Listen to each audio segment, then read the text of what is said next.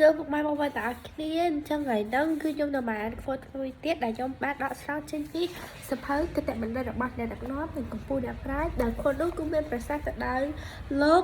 Andrew Carnage ដែលគាត់គឺជាអតីតឈ្នួញដ៏មានបំផុតនៃយុគសម័យដែលគាត់បានមានប្រសាសន៍ថាទោះជាព្យាយាមប៉ុណ្ណាក៏គ្មានអ្វីអាចជួយមនុស្សដែលបញ្ជួយខ្លួនឯងបានដែរអញ្ចឹងខ្ញុំគិតថាគាត់នោះគឺពិតជាមានន័យហើយមានអត្ថន័យក្នុងនោះមែនតើដែលសារតែធម្មតានៅពេលដែលមកឲ្យយកពងធ្វើឲ្យមួយអញ្ចឹងប៉ុន្តែមនុស្សជុំវិញខ្លួនយើងគឺគេជឿជាក់យើងឲ្យថាយើងអាចធ្វើបានប៉ុន្តែយើងអត់ជឿជាក់ខ្លួនឯងទេហើយយើងតែងតែដូច push yourself down ហើយយើងតែងតែបើងងាយខ្លួនឯងទាំងដែលជុំវិញខ្លួនយើងអត់បានមើងងាយយើងទេគឺយើងគិតខ្លួនឯងហ្មងចាំមានថា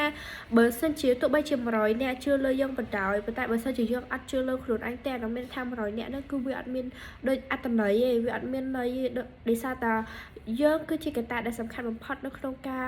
សម្រេចអ្វីមួយដោយសារបើយើងអត់ជឿលើខ្លួនឯងទេកិច្ចការហ្នឹងគឺវាអត់អាចទៅរួចទេបងប្អូនទាំងអស់គ្នាគិតចឹងអត់ដោយសារតែទោះបីជា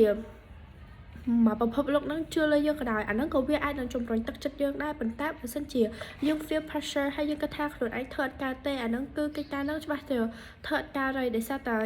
យើងនិយាយទៅអាហ្នឹងគឺវាចេញមកគឺផ្លាត់កំណត់យើងហ្មងអញ្ចឹងទៅបើសិនជាអត់ជឿលើខ្លួនឯងការងារហ្នឹងក៏